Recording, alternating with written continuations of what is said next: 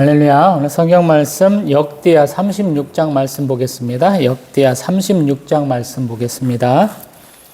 그 땅의 백성이 요시아의 아들 여호아하스를 세워 그의 아버지를 대신하여 예루살렘에서 왕으로 삼으니 여호아하스가 왕 위에 오를 때 나이가 23세더라. 그가 예루살렘에서 다스린 지 석 달에 애굽 왕이 예루살렘에서 그의 왕위를 패하고 또 그 나라에 은 100달란트와 금 1달란트를 벌금으로 내게 하며 애굽 왕 누고가 또 그의 형제 엘리야김을 세워 유다와 예루살렘 왕으로 삼고 그의 이름을 고쳐 여호야김이라 하고 그의 형제 여호아하스를 애굽으로 잡아갔더라. 여호야김이 왕위에 오를 때 나이가 25세라 예루살렘에서 11년 동안 다스리며 그의 하나님 여호와 보시기에 악을 행하였더라. 바벨론 왕 느부갓네살이 올라와서 그를 치고 그를 쇠사슬로 결박하여 바벨론으로 잡아가고 느부갓네살이 또 여호와의 전 기구들을 바벨론으로 가져다가 바벨론에 있는 자기 신당에 두었더라.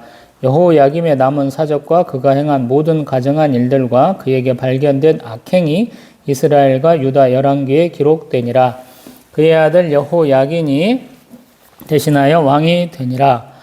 여호야긴이 왕위에 오를 때 나이가 8세라 예루살렘에서 석 달 열흘 동안 다스리며 여호와 보시기에 악을 행하였더라. 그의 느부갓네살 왕이 사람을 보내어 여호야긴을 바벨론으로 잡아가고 여호와의 전에 귀한 그릇들도 함께 가져가고 그의 숙부 시드기야를 세워 유다와 예루살렘으로 삼았더라.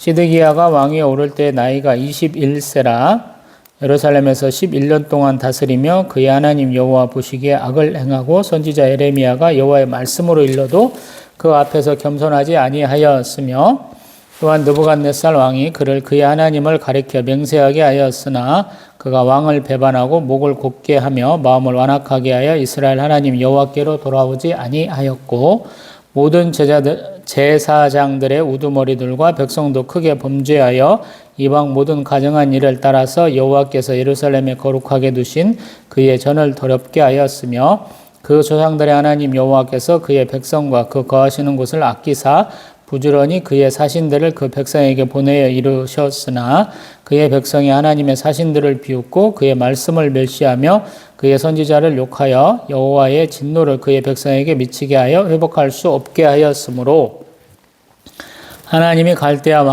왕의 손에 그들을 다 넘기심에 그가 와서 그들의 성전에서 칼로 청년들을 죽이며 청년 남녀와 노인과 병약한 사람을 긍휼히 여기지 아니하였으며 또 하나님의 전에 대소 그릇들과 여호와의 전에 보물과 왕과 방백들의 보물을 다 바벨론으로 가져가고 또 하나님의 전을 불사르며 예루살렘 성벽을 헐며 그들의 모든 궁실을 불사르며 그들의 모든 귀한 그릇들을 부수고 칼에서 살아남은 자를 그가 바벨론으로 사로잡아가며 무리가 거기서 갈대아 왕과 그의 자손의 노예가 되어 바사국이 통치할 때까지 이르니라. 이에 토지가 황폐하여 땅이 안식년을 누림같이 안식하여 70년을 지냈으니 여호와께서 예레미야의 입으로 하신 말씀이 이루어졌더라.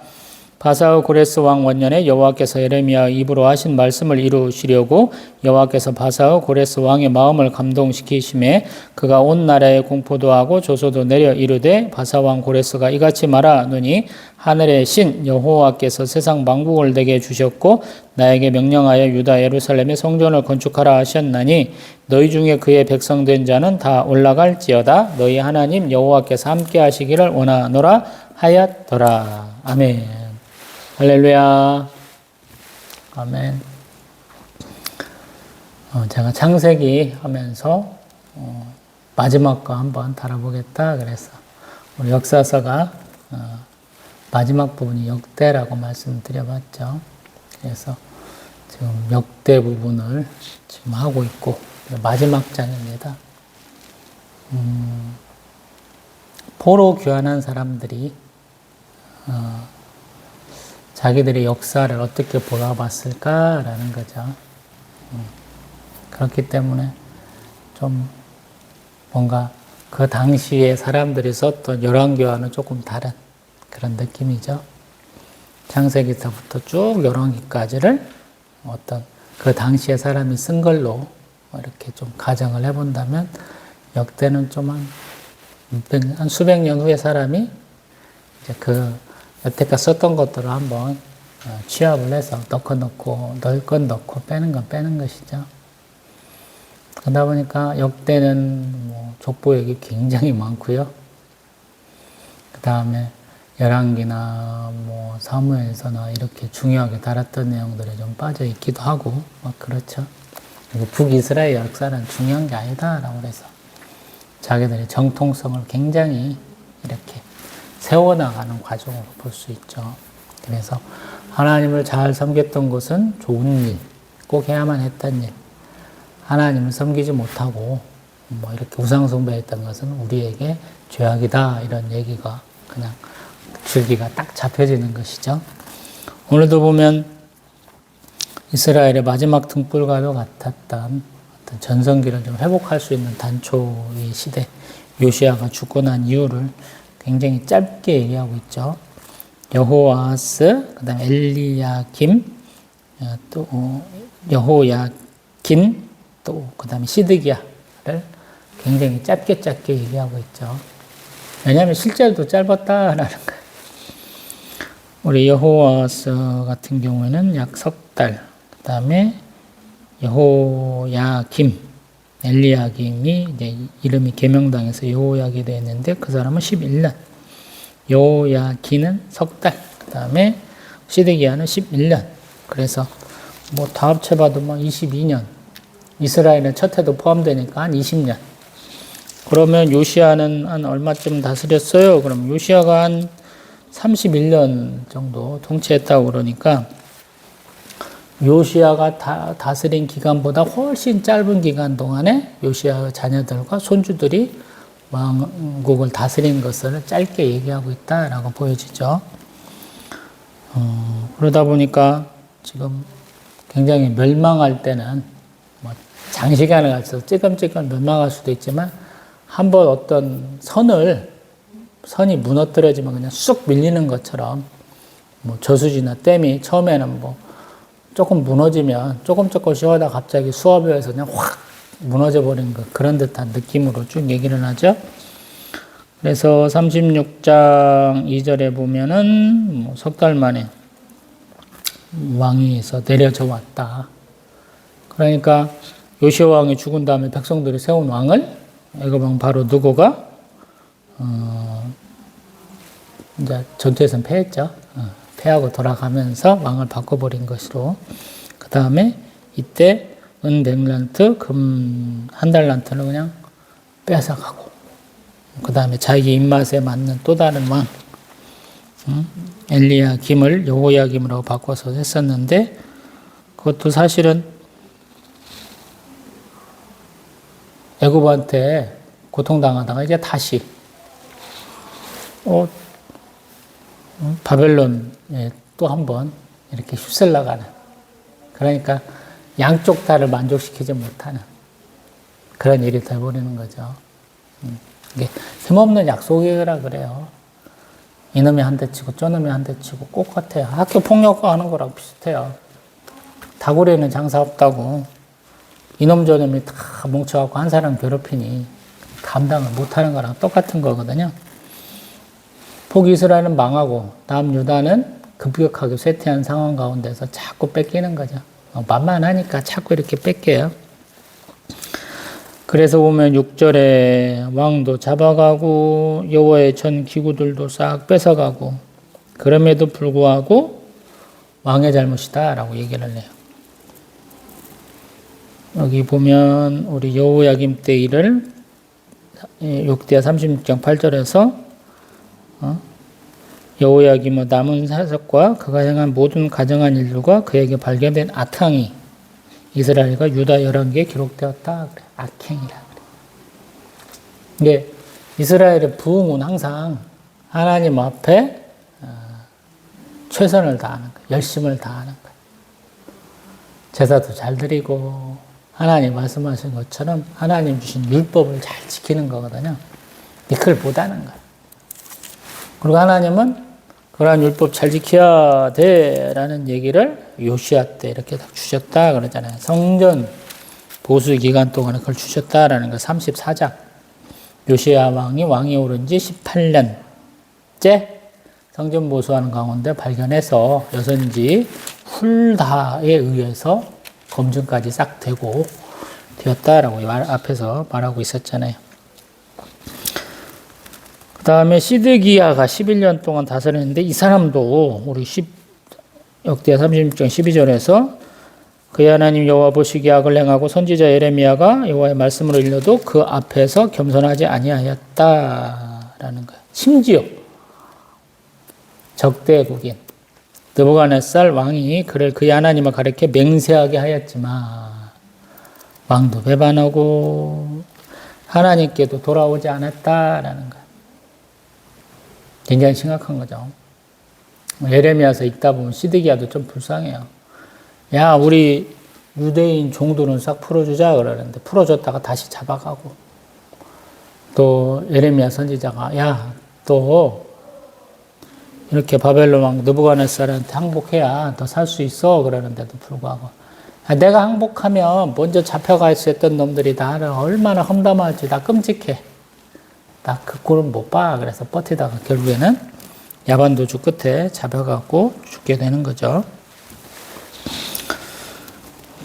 그리고 또한 전체적인 얘기를 또 15절부터 하는데, 하나님께서 사신들을 백성에게 보내셨다 그러는데, 백성들이 하나님의 사신들을 비웃고 또 말씀을 멸시하고 선지자들을 욕해서 하나님의 진노가 백성에게 미쳤다라고 표현하는 거예요. 참 문제가 많다라는 거예요. 또 포로로 많이 잡혀갔다. 또 19절에 보면 하나님이 전에 불타고 예루살렘 성벽이 헐어지고 또 여러 궁실이 불살라졌다라고 그런 것이고요. 또 포로로 많이 잡혀갔다가 바사국 고레스 왕 원년에 돌아오게 되었다라고 얘기하고 있죠. 감사한 거예요. 어떤 면에서 보면 그래서 죄와 죄인을 구분하지 않는 것은 어떤 면에서 문제예요. 제가 맨날 그 얘기 하잖아요. 왜 죄하고 죄인을 구분하냐고. 성경에서 죄하고 죄인을 구분한 경우는 별로 없다라는 거예요. 죄와 죄인을 구분하면 죄의 원인을 제공한 뱀만 심판받고 아담과 하와는 계속 여호와의 동상 안에 살아야 되잖아요. 근데 다 심판받잖아요. 죄인도 심판받아갖고 동산에서 쫓겨나잖아요. 동쪽으로 가라 자꾸 그러잖아요.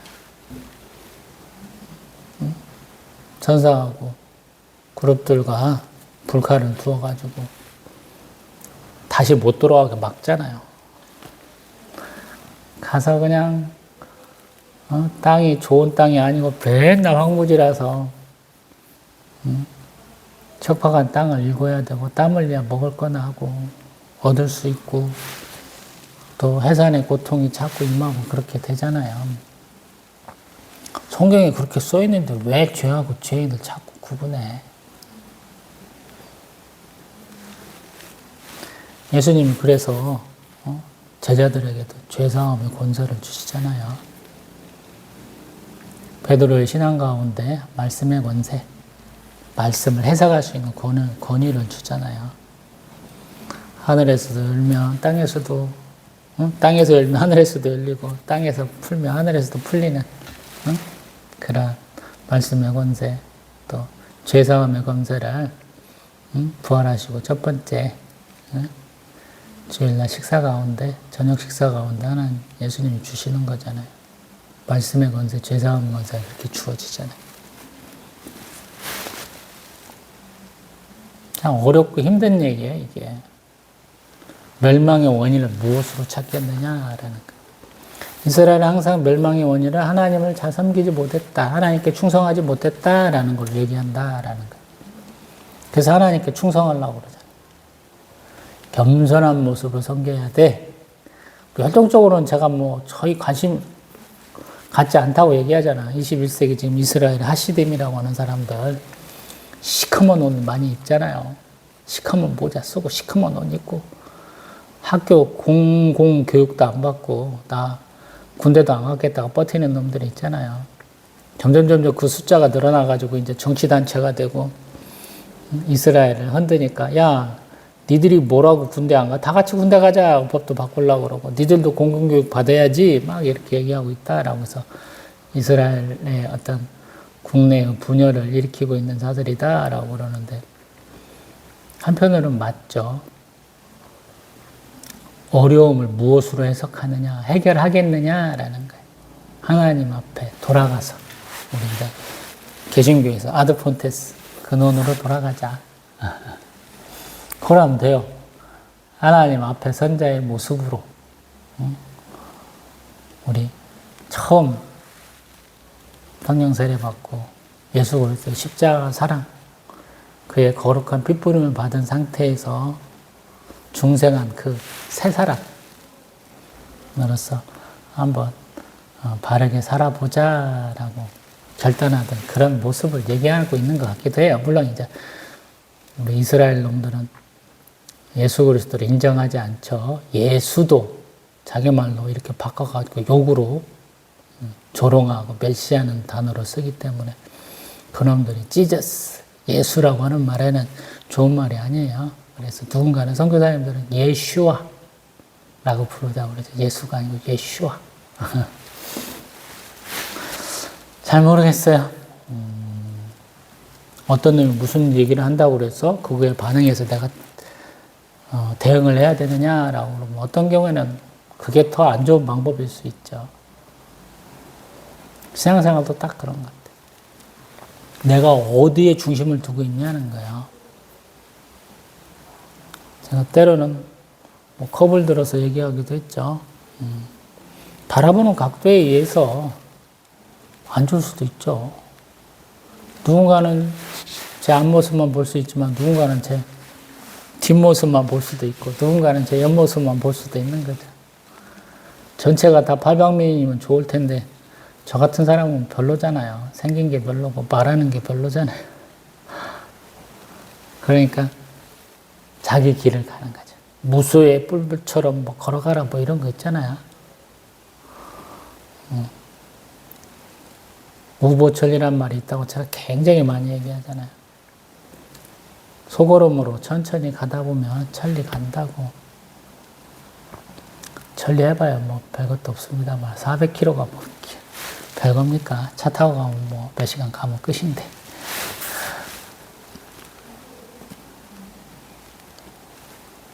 근데 후손들이 생각하기에 왜 이스라엘이 하나님이 택하신 선택받은 백성, 너희는 나의 소유, 특별한 백성, 또 제사장 나라로서 뽑힘 받았는데, 선택받았는데 왜 다윗의 자손으로서 하나님이 그 나라를 쭉 이렇게 이어지게 하시겠다고 했는데 왜 망했을까라는 생각을 해본다는 거죠. 우선 하나님의 뜻을 거슬렀기 때문에, 지 하고 싶은 대로 살았기 때문에. 근데 사실은 너무 당연하죠. 21세기 대한민국 어때요? 저 71년생이에요. 제가 고무신 신고 다녔다고 말씀드렸어요.